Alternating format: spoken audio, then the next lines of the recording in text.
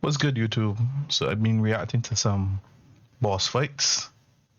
Let's see how this one goes. Hey, welcome. This was my level 4 morning ice clear, and it was a real pain in the ass. This boss is so bugged, it's actually insanely difficult for no real reason.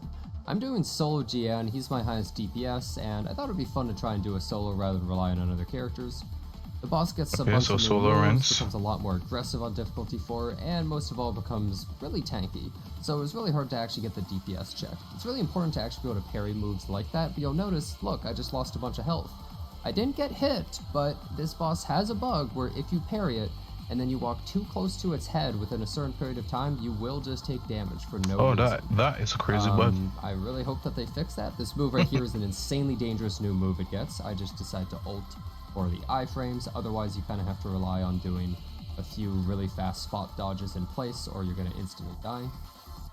I love the skill mechanics though. The skill mechanics is crazy. Is sometimes it'll just go into phases where it'll fly around a lot, and that makes you lose a lot of time. So some of my runs, I would be doing a decent amount of damage, and then it would just start flying a ton and doing constant strings of attacks, and I wouldn't have enough time to actually get my DPS window in.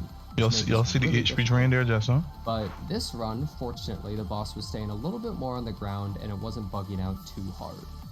One really big issue that I found is I had to be really careful about using the monkey. You have to use it at really specific points. So there's no pots, the boss will recover no in time potions. to be able to hit you with a quick attack.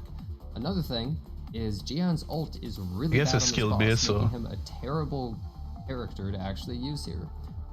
Why? Well, his ult for some reason has a terrible bug where it kind of locks the camera in place. So sometimes if you use it, it just won't really track the boss and they'll just go off screen and you won't be able to really see their next attack, which is a really big problem. Also, this is a very clean character though. And since his ult is essentially an install ultimate that makes him do a lot more damage with his basic attacks, it's not really all that amazing against a boss that's constantly flying around and doing crazy things like that. Much better just to have burst damage.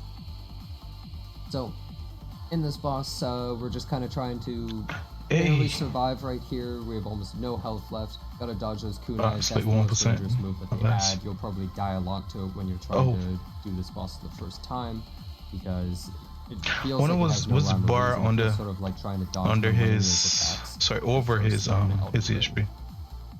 I need to watch some of these moves.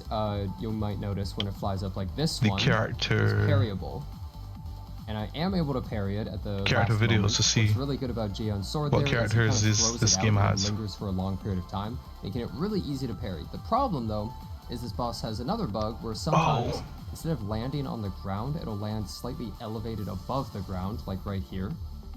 And when it does that, sometimes if you try and use that parry, it'll actually go over the parry and will just hit you, which is kind of ridiculous. And sometimes if it stays this character is mean. It'll just stay there for like most of the fight and never actually land fully on the ground. Or that was his then some of your attacks will just be missing because they don't actually hit high enough up. So yeah, I had a lot of runs lost to either taking damage from a successfully parried attack. That is crazy. I kind of waited after I parried it so that I wouldn't just run into its head and instantly die from the damage from the bug. So if you ignore all the bugs and you ignore the possible camera issues, I would say that this boss is actually incredibly well made and really, really fun. I do think that they should probably increase the timer for some of this stuff. I think it's a little unfair that even if you're perfectly able to dodge everything and do everything correctly, that you can lose just because you run out of time.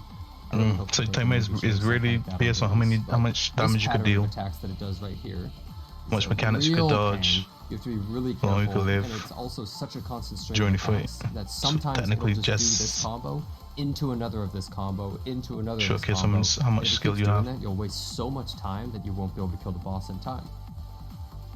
So luckily in this run it was not just spamming that string of attacks. So I actually have enough windows to attack. This is interesting. I can't wait to play this game. A lot of time, but you do get a little bit of damage. I need to watch. And you really have to just find the window to the character skills. And you might have to be a little bit greedy sometimes and learn how greedy you can really be. But right there I get that final nice parry to be able to get another DPS window in, and we're at the very end of the boss. Also the bug. 301 health in a dream, we win. Thanks a bunch for watching. Good job. And I hope to see you next time. Good job. Nice.